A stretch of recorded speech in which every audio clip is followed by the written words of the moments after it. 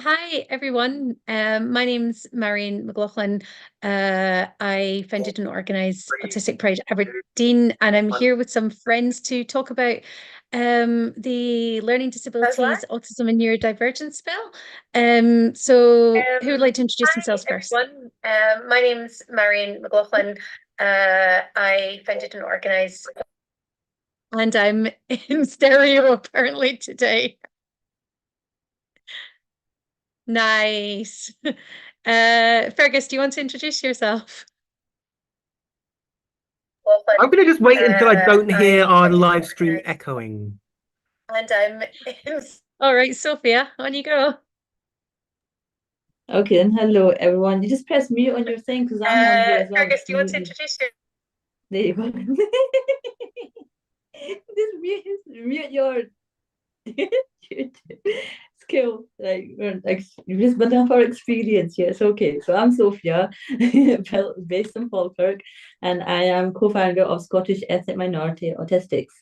And my other half is Laura Bilton, and we formed the group. I'm just quite relatively new. I'm a part of the stakeholder group for the Learning Disabilities, Autism and Neurodivergency Bill.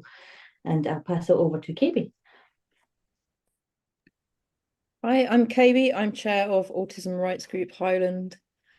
I was going to listen to what Sofia said so that I would realise what I should say, and I didn't listen adequately. So yeah, I'm chair of Autism Rights Group Highland, and I'm here with the other people to chat about the bill. And if you're a member of ARGH, we're also this evening doing another discussion just with ARGH members. I should mention that. I'm Fergus Murray. I'm the chair of AMASE, Autistic Neurodivergency Society, Edinburgh. And yeah, here to talk about the bill and the consultation in particular. Yeah, so the bill, what is the bill? Sort of how did we get to this place, really? I think that's quite a big conversation all by itself, isn't it? But I think essentially it's a bill that the Scottish Government are putting out for consultation so that people can decide what sort of things we want changed in Scotland to make it a little bit more accessible of a place for autistic people, people with learning disabilities, and other neurodivergent folks. It's been a bit of a journey getting here. Is that fair to say? Journey, a slog. I don't know. We've been quite I don't know what the word is when you have to keep resilient and keep going and trying to do best for our members and those we represent and those who we support and care for. And then that's been at the forefront for everything we've done regarding this bill. Yeah, it's been a long process, eh? So there was a campaign started in, when was it? 2018, I guess? It's pre-COVID, yeah. It was, I think it was end of 2018. Yeah. And that sort of started out calling for an autism commissioner, and then it called for an autism and learning disability commissioner. And then all of the autistic organizations said, hang on, that feels like a step backwards. Could we maybe get neurodiversity in there at least? And so eventually the SNP put it in their manifesto for the 2021 election to have an autism, learning disability and neurodiversity commissioner and bill. And now, what, 2.5 years later, we are finally reaching the consultation stage. We've had a very long consultation about how to consult, and apparently this is the result. Yeah, I think yeah, it's fair. Sorry, Kabie, only go. To be fair, we weren't expecting it to be autism, learning disability, and neurodiversity. When we were pushing for neurodiversity, we did just expect it to be for neurodiversity. Which some people might wonder why it is such a long title. Partly our fault, but kind of not, because I think they the pressure we were putting on, they sort of bent towards without fully, completely understanding or listening. Yeah, so Yeah, obviously neurodiversity would have covered everything. But there are some people who are not comfortable with the idea. So here we are, I guess. It's also good to point out the word neurodiversity has only become somewhat mainstream because of COVID and increased people on social media. It's relatively new in the sense of making it commonplace language for people again, and then also the increase in late diagnoses as well in the past few years. So people coming to the understanding of what neurodiversity is, in the sense of our own human biodiversity. It's still evolving in a lot of communities, and some obviously within academics.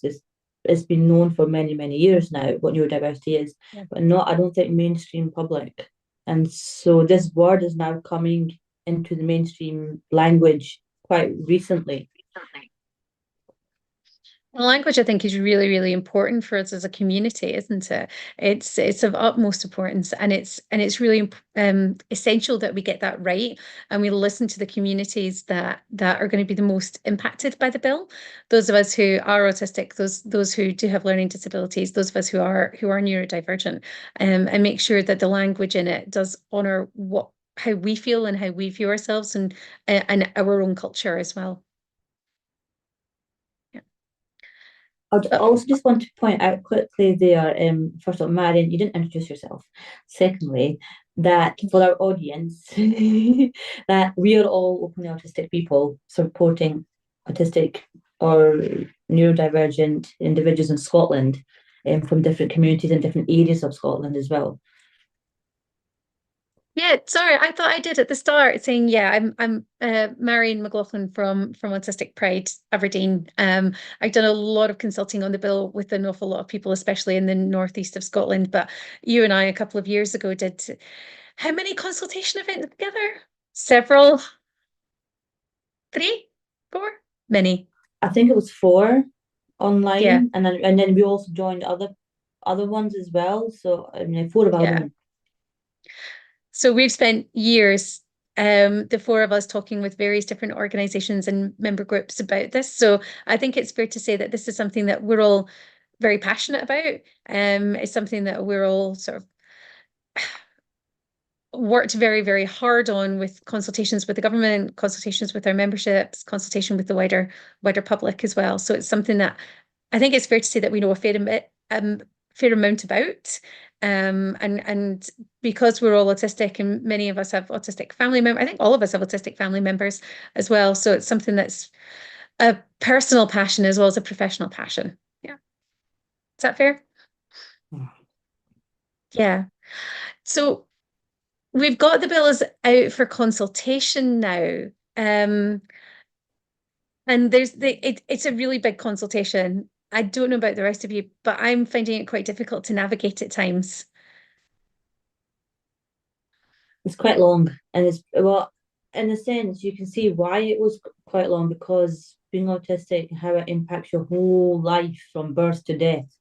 You know, you want to look at that and how to improve lives of neurodivergent or those with learning disabilities from birth to death, kind of thing. So that is all aspects of life are being looked at, which is going to be huge. But it doesn't help, because then it makes the consultation itself pretty overwhelming. I think that's a word that's getting raised quite a lot with it as well, isn't it? Overwhelming, because it is just so long. Fergus, you said to me the other day that even the shorter versions of it, the easy reads, are still, what, 34 pages long? So there's a short guide to the consultation, which is 35 pages of A4. The full guide is 190 pages. The education section alone, if you go to the full read, it takes about half an hour to get through. There's a lot in there, which, as you say, is unsurprising, and in some sense it's quite natural. But there's a real danger that such an unwieldy consultation is going to put off a lot of the people who are most affected by it. The average dyslexic or ADHD person is probably not going to read a 35-page short guide. And seeing that there's a short guide and it's 35 pages and it's still way too much, is likely to put a lot of people off.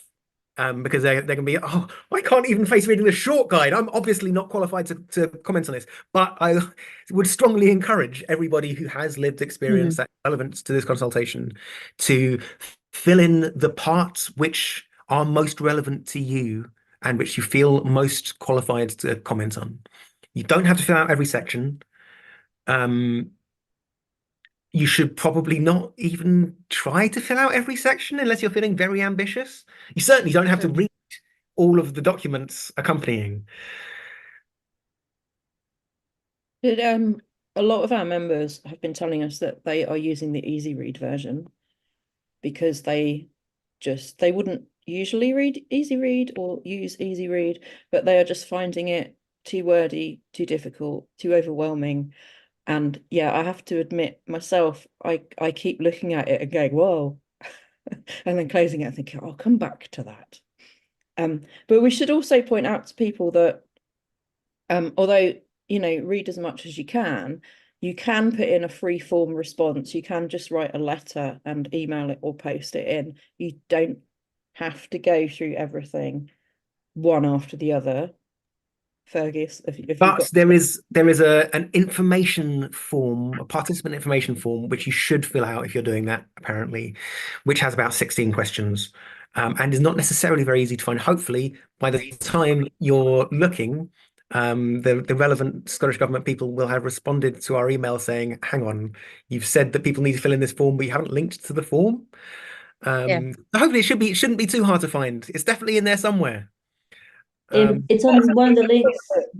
I don't want people to look at it, and I've spoken to a couple of people and they've gone, well, no, I'm not doing it. Please try and do it, even if you're just thinking, well, how might my life be improved? How might my family's life be improved? What are my problems? What makes it harder for me to get on a bus or go to school or whatever it is? Even if you can only manage to do a paragraph and that's your submission, that's so valuable. It's so much better than just being overwhelmed and doing nothing, because otherwise the only people who will do the consultation are people who are able to read all through and do it in the way that it looks like it's prescribed that you should do it. And we don't want just people who are able to do that to reply, even if you end up writing an email that's 3 sentences long, still try to do that. You're not, but that's better. That is better than nothing. It's just whether you think we need the legislation or not, and that's a completely different conversation. I don't know if we're going to have that today, because I'd say not, but that isn't what we're focusing on. We still need to engage, because it's probably going to happen, and if it happens, it has to be us. It has to be autistic people and other neurodivergent people that are putting in responses to try to shape it. Otherwise, non-neurodivergent people, that sounds wrong, but that's right, could end up making this legislation for us when they don't really understand our lives. And we're going to have to live with this for who knows how long. You know, some pieces of legislation last decades and decades without being updated. Yeah, I think with the process. Sorry, Fergus, on you go.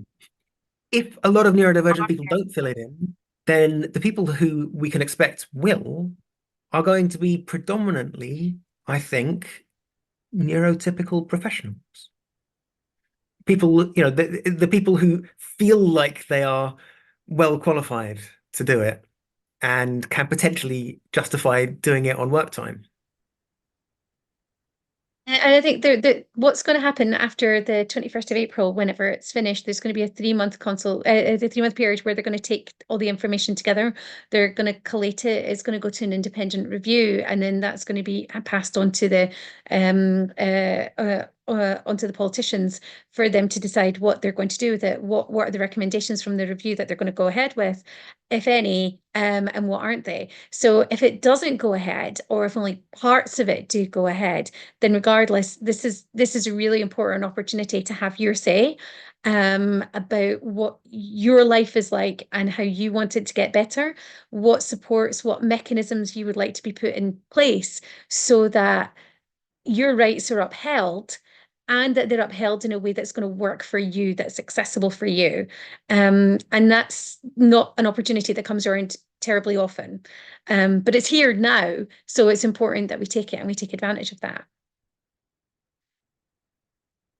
See, in summary, what I would ask people who think, like, I can't read all this and I don't understand it because I'm just too busy struggling with my day-to-day life, is just think to yourself, take some time to think about what is wrong with the system for you in your life and people around you, for you, and what will help you. And even if it just means answering those questions in a blank piece of paper and sending it over.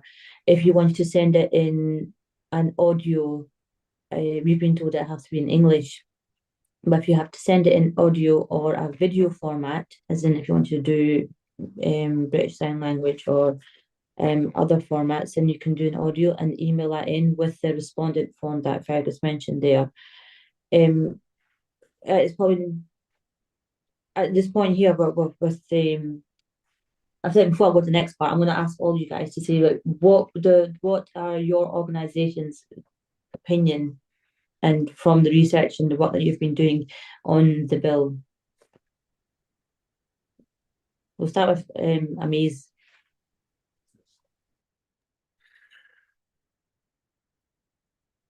I think we probably do need a bill of some sort to bring legislation up to date. Scotland used to have an autism strategy. It ran for 10 years. And at the end of that period, there was nothing in place. So I think the government would argue that they put in the Towards Transformation in place after that. However, the Towards Transformation plan conflates autism and learning disability and wasn't consulted with the autistic community or the learning disability community. So I'm with you. I would argue that there isn't anything that is strategically in place, but thinking about how the government would respond to that, they would probably say that. So would you like to get an up-to-date autism strategy that was co-produced with autistic people and autistic people's organisations? in principle, yeah. I think we need something, right?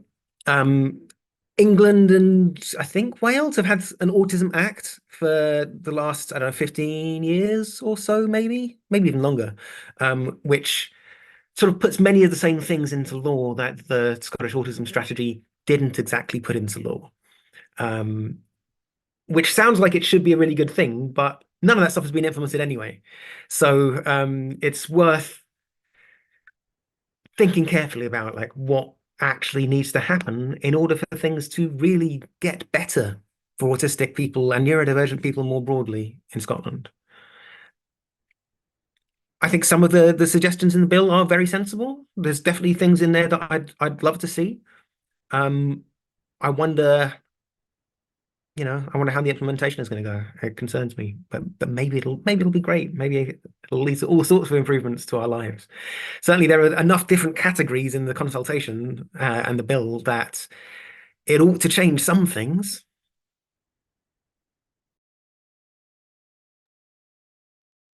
Yeah, it is quite broad ranging. I think there's over 20 different categories that can be looked at. And I think, as you said, Sophia, it's a real sort of cradle to grave, womb to tomb kind of broad approach. But given it's supposed to cover so many different communities, making sure that it's targeted enough to make that approach personal for each of us, because all of us are autistic here.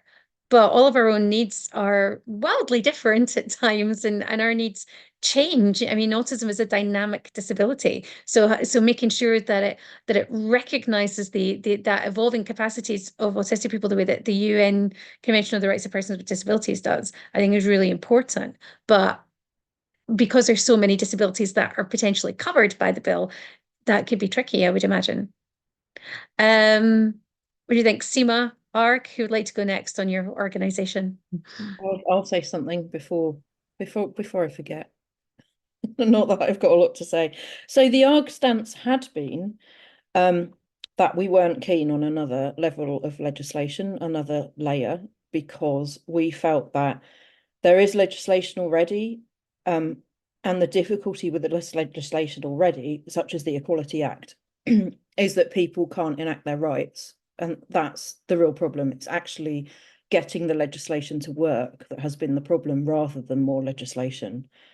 So we were keener on maybe looking at that, and we're not reviewing it because it's reserved to Westminster, but reviewing how autistic people and other disabled people, so that would cover a lot of neurodivergent people, can get access to their rights, so that they know their rights and how they can actually make legislation work for them. So maybe through law centres, maybe through more education, that kind of thing. But now I think, you know, things are moving on. There's no point in, we won't stick to that now because things are moving on. There's the consultation and we have to focus on the consultation, and we have to focus on getting as many people to fill in the consultation as possible. So we don't really have an organisational belief around how the consultation should be filled in. We have a meeting later, as I said earlier, to try and get some sort of feeling from our members, because it will be our members that help us to write our position or our response to the consultation. But it is true, there are some good things in it. One good thing is the health checks. So being offered a health check, I think the health disparities, it's awful. And I think that if autistic people were maybe offered an annual health check, that might make it easier to actually take up that offer rather than the state of things that we have at the moment. But obviously they'd also be having to improve access to GPs or whoever is doing that, otherwise it won't work. There's nothing, yeah, I don't want to be too cynical, but I am a very cynical person. And my problem, a lot of my problem with it is that we can't really look to the English Autism Act, because talking to like friends and colleagues in England, that hasn't actually been that useful. So just having legislation isn't good enough. It's not good enough if there aren't levers built in within it, if there isn't responsibility built within it, if people don't know how to make it work for them, it ends up being a bit of a vanity project for the people who wanted the bill and doesn't really change our lives. So we just need to make it, yeah, make suggestions about what's missing, try and encourage them to do the things that would change our lives. And it's almost like crossing your fingers, and that doesn't sound good with legislation, but it kind of feels like that, but that's not good. For example, ABA, applied behaviour analysis, or PBS, which it's kind of more commonly called here in Scotland, positive behaviour support. We've been calling for a ban on that for quite a long time, and I don't think that's even mentioned at all. So people do also need to be, I think my message is people need to be looking for the gaps, but then you have to read it all to see the gaps. So that comes back to what me and Sofia were saying earlier, I guess, that think about what would change your life if you can't read it all. But it's the gaps that are just as important as what is written there. Fergus. But you don't have to read it all to find gaps. Control F or the find function, however you find it on your device, is your friend. And there are spaces where it could say, you know, what else do you think would help? You know, if you don't disagree, if you don't agree with this, why do you not agree? And you can always put in things like, I don't think that this goes far enough, or this doesn't address this particular issue. I think there's a lot of us out there who are absolutely 100% with you on ABA PBS. And I do think that that needs to be banned as soon as reasonably possible. There's nothing stopping any organisation or any individual from putting that in. Autistic conversion therapy should not be allowed. And there's no reason at all why we can't put that in as part of any organizational or individual response as well. And I think that the more of us who do that, the stronger a message it is that we will not put up with being put through therapies that give us CPTSD. And we need a really loud voice on this. And I think, Fergus, you wrote really eloquently about work that the Green Party did on that earlier. Is it earlier this year, at the end of last year? Possibly the end of last year. Yeah, the Scottish Green Party has voted for a ban on behaviour modification practices for disabled people, including PBS and ABA. And just to say, I checked, and there is one mention of PBS in here. There is? Yes, concerns were raised about positive behaviour support, which some LEAP members thought was a form of applied behaviour analysis. It is. Yeah. It is That's a why form they of think applied that. behaviour analysis. It clearly is. What else does it say? Oh, that's just a bullet point on page 152. That's it. That's all you mentioned. I think so, yeah. Oh, God. But PBS pretty much. practitioners, or a lot of them, agree that it is a form of ABA. So it's not a controversial thing to say because they themselves are saying it. You know, it's Yeah. not an off-the-wall comment. See, And to be fair, there probably are people doing PBS or doing things which they are calling PBS, which are not really ABA. But then why are they calling it PBS when that has historically been well established as deriving from ABA? I don't know. Mhm. you know, I have concerns with the whole cultural aspect and different people that I'm speaking to. Two things there. If I was going to start on the PBS and ABA thing, is ABA is very accepted in Eastern cultures, and is the roots of it is in, as you'd expect, capitalism and colonialism.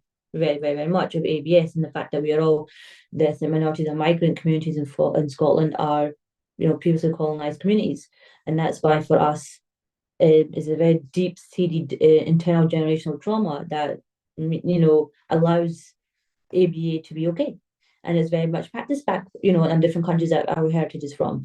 And I'm having conversations even right now with people telling me, where can I get an ABA practitioner here in Scotland? And I'm like, okay, how do I start with that, right? So there's that cultural aspect there too, and then people thinking, no, it's fine, what's wrong with that? And educating those carers. Then there's the bit about the intersectional identities, and you're going back on the commissioner. A very interesting point that I had was one of the meetings that we had with Victoria Key over in Edinburgh, when you were there as well, Marion. And one of the people I was speaking to were talking about, yeah, we have a commissioner and all, because we need someone to stand up for our rights. And I'm like, yeah, that's fine. But if I give example of the cases that I've seen and experienced, where do I go? Which commissioner do I go to when I'm racialized and with ableistic, you know, discrimination? Where do I go? And then the person, white, older male, said, "Oh yeah, good point. Where do we go?" You know, it's like you are essentially pigeonholing me. If it's a child, if it's something about my child, then fair enough. I'll go to the. Do I go to the you know, equalities? Do I go to the children's commissioner? Do I go to this one? Where do I go? And if it's about myself, employment discrimination, where do I go?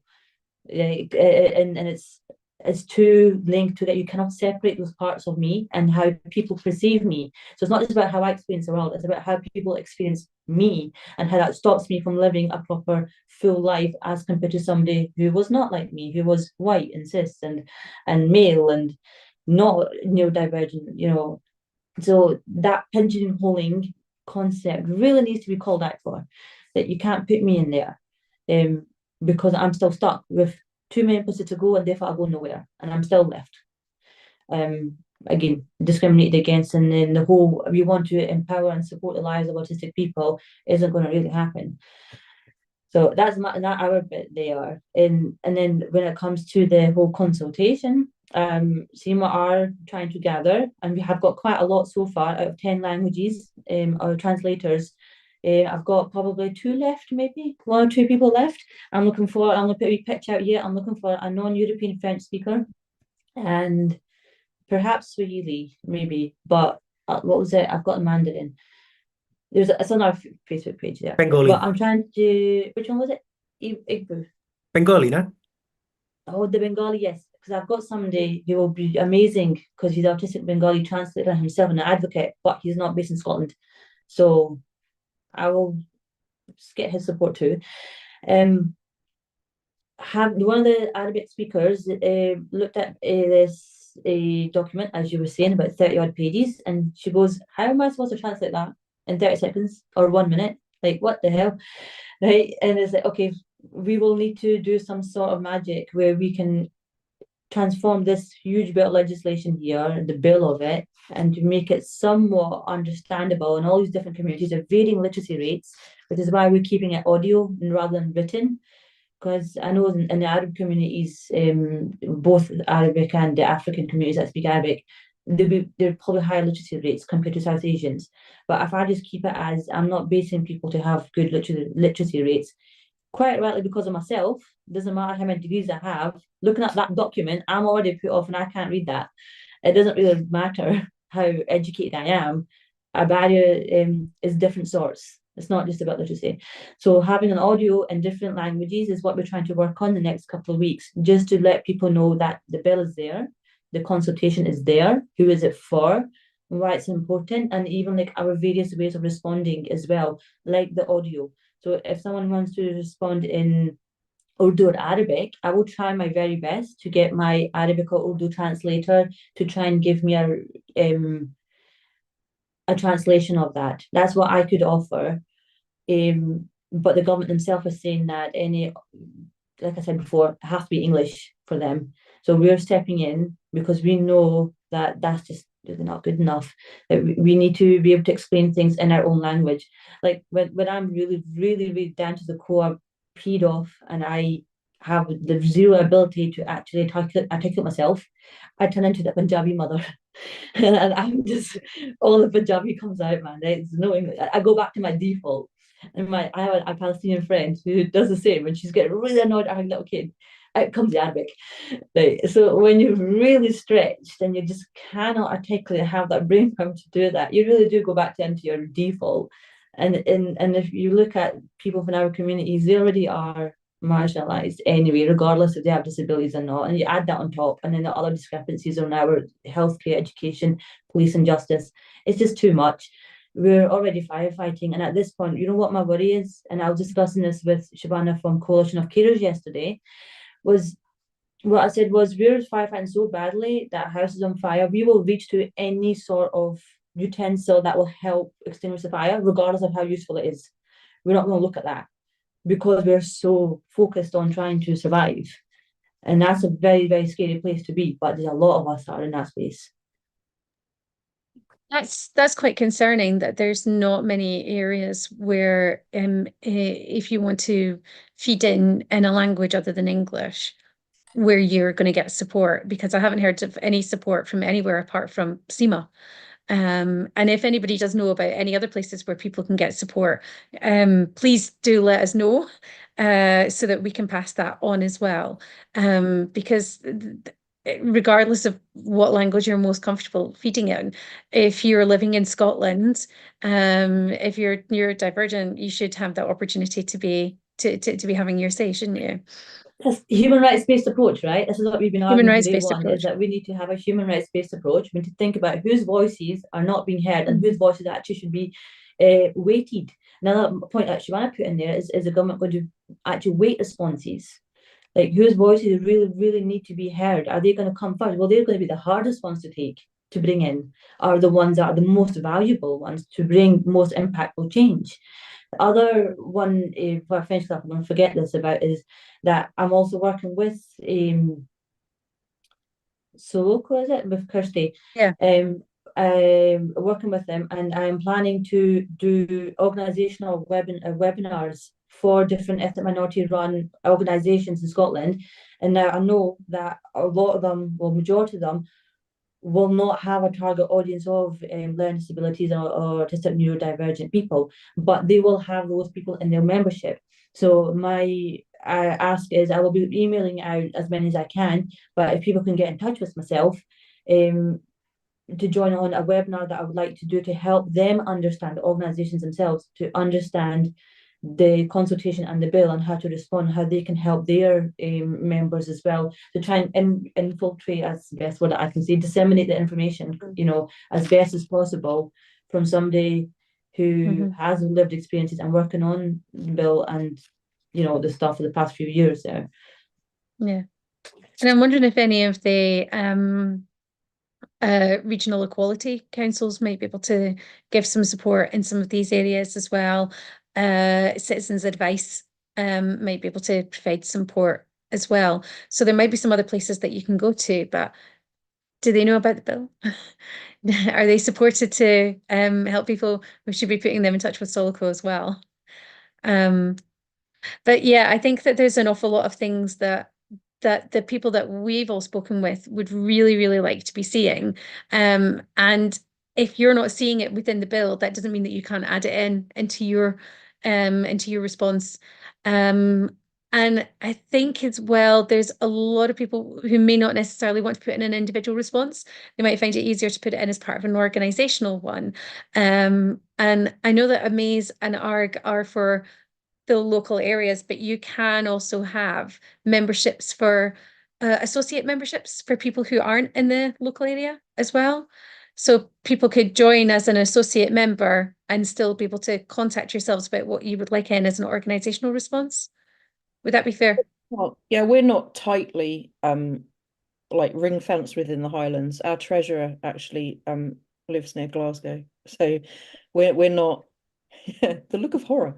Yeah, so we're not. Our name doesn't totally reflect what we're up to and what we do. We're not about to change our name. We're not a big national organisation. I don't want to imply that. But yeah, we're flexible, I guess, is what I'm saying. Yeah. So if somebody became an associate member of ARGH and they were living in Perthshire, for example, they could still get in touch and sort of email and say, right, this is what I would like to see reflected as well. Can you put it into your organizational response? That's something that could potentially be taken into consideration without getting both of you overrun. Yeah, I think people can also do anonymous responses. Well, actually, I don't think they are. They're called anonymous responses, but they're not anonymous. They're just not published under your name. They don't have to be published in the list of responses. So the civil servants are going to know you, so they're not totally anonymous, are they? But there's a level of anonymity. Yeah, the one thing that the consultation insists on actually for every submission is a full personal information form, those 16 questions. I don't know what happens if you skip any of them. Maybe they'll be like, oh no, they haven't mentioned X, so this doesn't count. I don't know. Yeah, but you won't have your name published though. No. Usually in most consultations, there's a box to tick if you're happy for your name to be published or not. Yeah, or if you're happy for them to get in touch with you about your response or not as well, I believe in that one too. Yeah. So we've had a look at what our organisations want from the bill. Sophia, you were telling us yesterday about an interesting report that came out regarding commissioners recently as well. I'll find a link for it. I'll put it in at the bottom of this video as well, actually. It's from the Human Rights Commission. That basically says that having a commissioner really is not effective.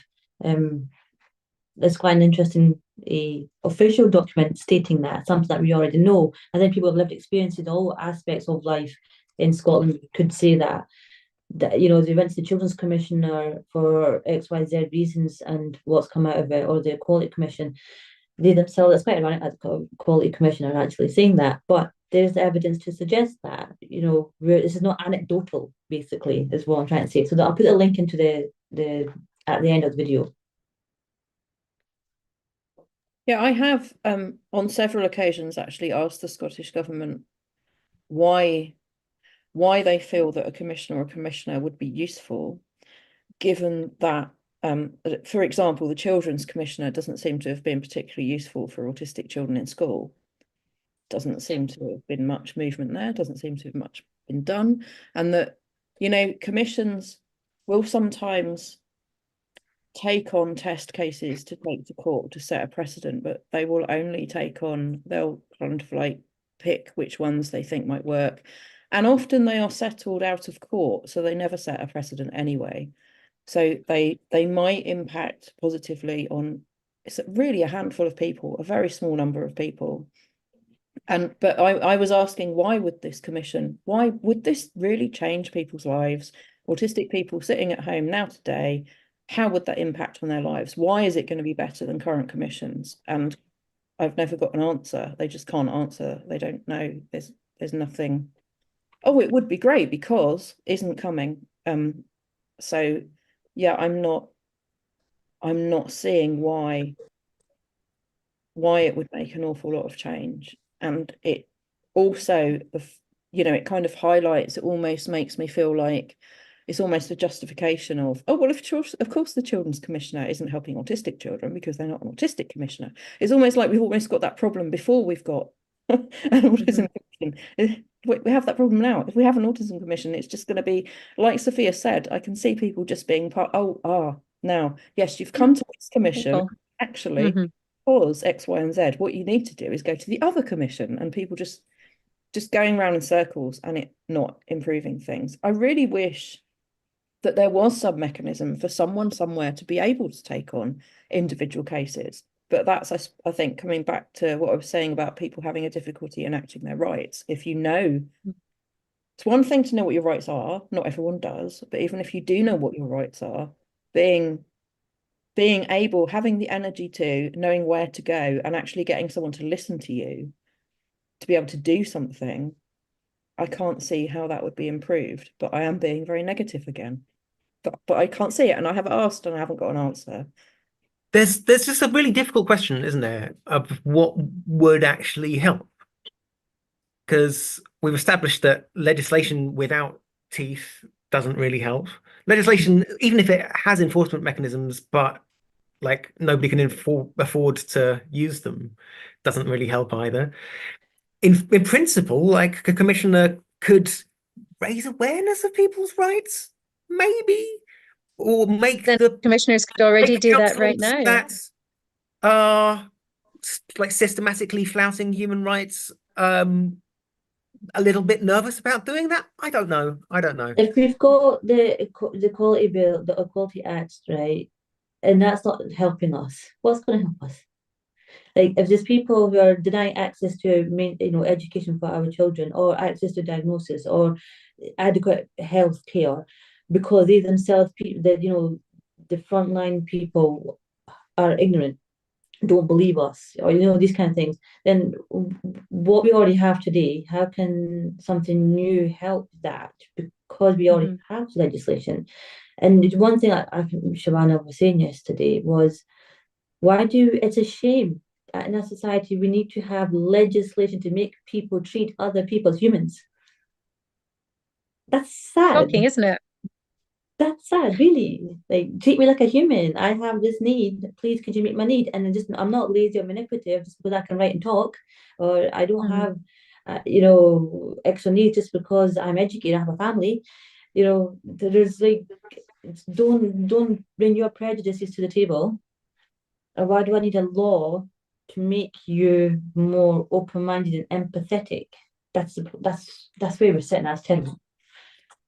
I think that there's a lot of different ways that many of these things could be countered. I've done a lot of work in a lot of different schools, and I've worked as a primary school teacher as well. Every school I go into has got the UN Convention of the Rights of Children up on the wall. And in some cases, they've got loads of them all over the place. I've gone into classrooms where they've got articles from that convention up on the wall for the children to have. I've seen kids coming home with homework that's related to that. So whether or not homework's a good thing, that's an entirely different thing. But a lot of schools seem to be really, really invested in that. Not a single school that I have visited out of the hundreds that I've been in has had the UN Convention of the Rights of Persons with Disabilities up on the wall.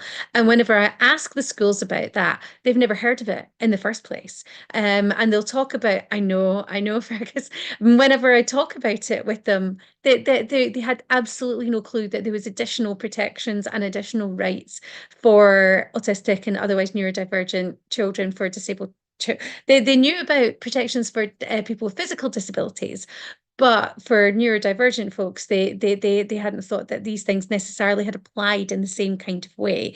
And I think that some of that could be done with, when you are training to be a professional, then disability rights, I think having that as part of the course, whenever you're training to be a teacher, a doctor, when you're training to be a social worker, for example, in courses where you're going to be working with the public, that I think that could help. I think speaking to children about their rights so that they're growing up knowing about them, that sort of thing will help. If somebody gets formally identified as autistic, regardless of the age, give them some information about the legislation that's out there. Give them some information about the current available routes to redress these issues, so that when your child starts school, if they're not given a full-time timetable and they should have one, what can you do about it? Can you contact the quality improvement manager? Can you take up to any further? How do you go about sort of going to mediation, taking things to tribunal, so that we've got the information on how to do these things before we get so burnt out that it's almost impossible to be doing these things. And I think it goes back again, when we're building new educational institutes, when we're building new hospitals, what are we doing to ensure that they're accessible for neurodivergent people, as well as making sure that they're accessible for people with physical disabilities too? So a lot of that comes back into just even before we start designing something, having that input from neurodivergent folks, having that input from neurodivergent professionals. So have autistic teachers going in and teaching teachers about autistic rights, have autistic doctors and GPs speaking to trainee doctors, speaking to trainee GPs about how to support autistic patients. So I think utilising those autistic professionals who are skilled in doing those presentations, who are skilled in doing that training, I think can really, really help. I think I've just stood up on a soapbox for quite a while there, sorry. Just to say that there is a proposal in the consultation for mandatory training for public services, which is probably a good target for people to focus on, I would have thought, because of what you say. Training from neurodivergent people who understand neurodivergent communities and the needs and experiences of neurodivergent people can be incredibly valuable. Training about neurodivergence from people who do not have that experience is sometimes actively unhelpful and sometimes just kind of neutral. That just reminds me of a 10-minute conversation I had with my son's pastoral head, and she said 10 minutes talking to you has helped me understand the autistic mind and autistic students than all my life in training and teaching. That's that right there. I've shared this story a lot before, but the first bit of training that I ever got on autism when I was training to be a teacher was a 2-hour lecture. And I left it thinking two things. It was delivered by somebody who's not autistic. And I left it thinking, autism is fascinating and I desperately want to learn as much as I possibly can about autism. But don't those autistic people sound difficult to live with? Not recognizing at all that I'm autistic. Now, I'm a delight to live with, I'm sure some people would say, and other people would disagree. But that's really problematic. And that came because it was training about autism from somebody who wasn't autistic, who doesn't know anything about autistic culture or communication, and who doesn't value autistic people in the same way that we value ourselves. And I think that's the difference. And quite a lot of the time in the past, whenever I've been supporting families, they'll have maybe a teacher or a social worker who said, yes, but I've been trained in autism, but the information that they've had has been so deficit based.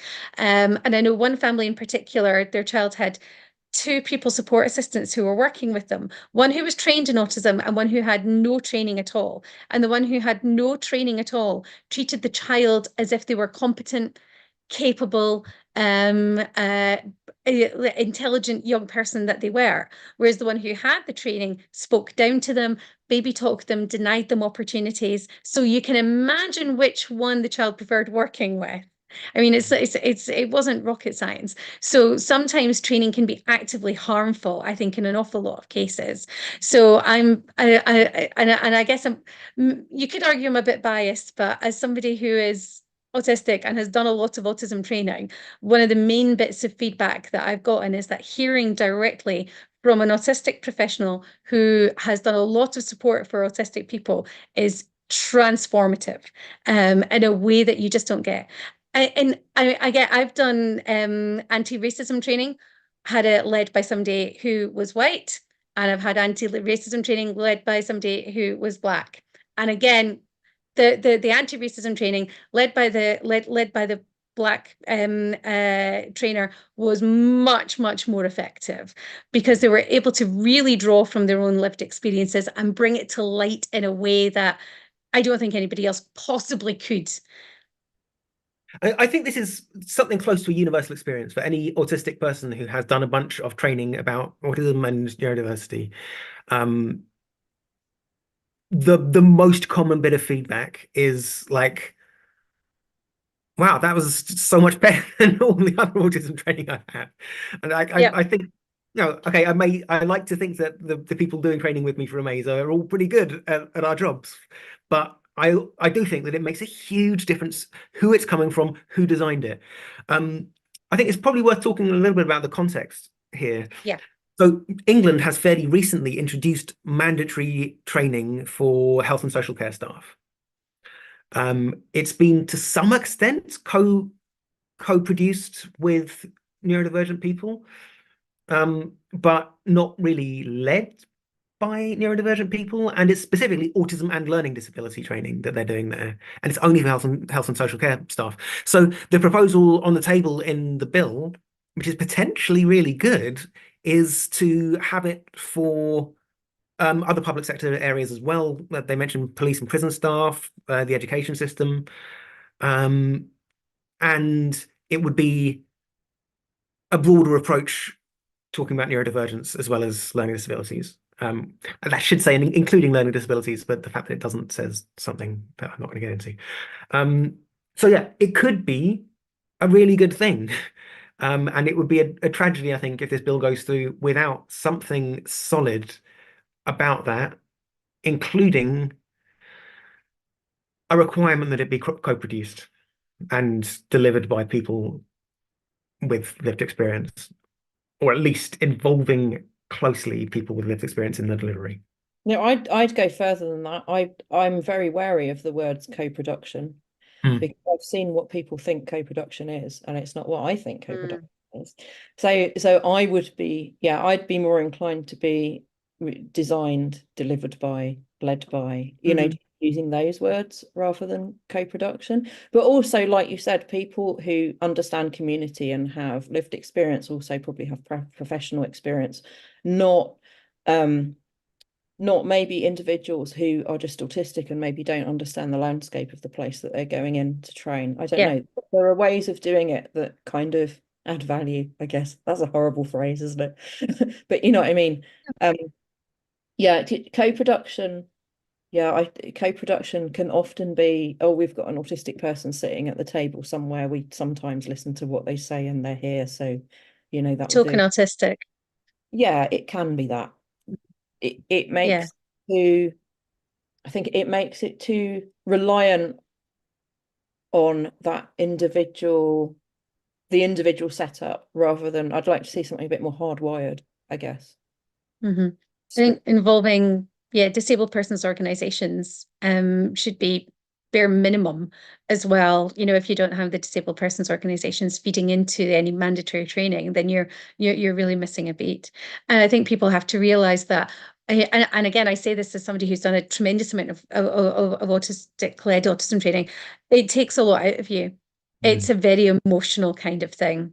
But we are aware that there's only 7 minutes until the end of our default hour. And as much as I would love to go on about the importance of autistic-led training for the rest of the day, I think it'd be really good if we had a little look at the consultation pages. And Sofia, am I right in thinking that you've got some all ready to go?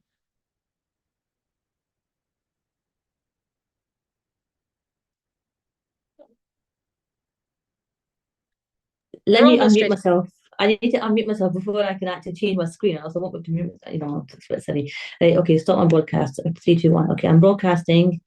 Don't mind my different things on my screen here. I've got like 100 other stuff here. So this, okay, I'll come back to that. There's a couple of different pages here, which I'll navigate here. The first one I've got on screen is your how to respond page. But we'll go right around in a circle. Let's start with, first of all, the actual page. These links that I'm showing are actually on the caption that was shared with this live. This is a citizen space where you can put in your response. So it looks something like this, where you've got proposal numbers, a lot of text. And if you've remembered all that, then you've got at the bottom here, do you agree, do you disagree, tell us why, and anything anything else. And you can have an option of save and come back later. We were told earlier on today that you can ask for a paper copy as well, which would be actually a lot easier then, you know, to look at the paper copy and then put in the answers online. You've got all the different various sections. We're going forever here. But the one that's mandatory is the About You page, and that's the respondent sheet that there is also a word copy of. And they're saying you have to do this. That's mentioned what Fergus mentioned earlier on. And that's previous one of the consultations that I didn't have all this in there, and that's something I fed back on as well with me and my sister. Like, where's the demographics? How do you know who you're catching, who you're hearing from? So I think it's good that they've got this so that they know who they're hearing from and who they're not hearing from, to be more important actually. So that's that there, the actual consultation bit. Ways to respond is a different page, and I'll just go back to that here. It tells you here 10 p.m. So on the actual consultation page that I was on just right now, it didn't say 10 p.m. So it says 10 p.m. here. And then there's different ways to respond. Like I said, the free flow, just you can write a letter, you can write an email, send it to the email address or the free post. But you have to have a respondent information form. Hopefully that'll be hyperlinked, because it is hyperlinked elsewhere, but just not here for some reason. Audio and video are permitted as well for this response. And then it tells you about how it's going to get handled, and if you want to make a complaint. There was a third page as well, because I put 3 links up, and now I can't remember what my third link was. The different alternative formats, that's what it was. Alternative formats, you've got your respondent information form here. You've got your child-friendly version, which is the one that we're working with for the translations. It's the 17-page guide. There's facilitator guides for the groups, for organisations who would like to hold events. In the easy read version, a lot of people are saying to just go to the easy read version because it's just so much easier to consume all that information. So there's actually 3 links there. How to respond, alternative formats is quite important, and the actual consultation page itself is there. Can you just highlight for us how you request a paper copy? And that's a very good question. How would I request a paper copy? So there was an email address. I would use that email address now if I go back to how to respond. Or if people write the free post address, can they correct? Yes. Not one. Yes. Okay. Now it says with your completed questionnaire, which I'm not too sure what that means. I think the questionnaire in question is the actual informant, the information form, because that's a questionnaire. But they are, I've been told, there will be some more resources coming out as we speak, as we feedback to improve accessibility. So like a wee prompt sheet, so people can just write in there like what they want to say back to the government. But they can email the ldang.bill.@gov.scot for a paper copy, or any other needs that they may have, or any other questions that you might have. Yep, that's us.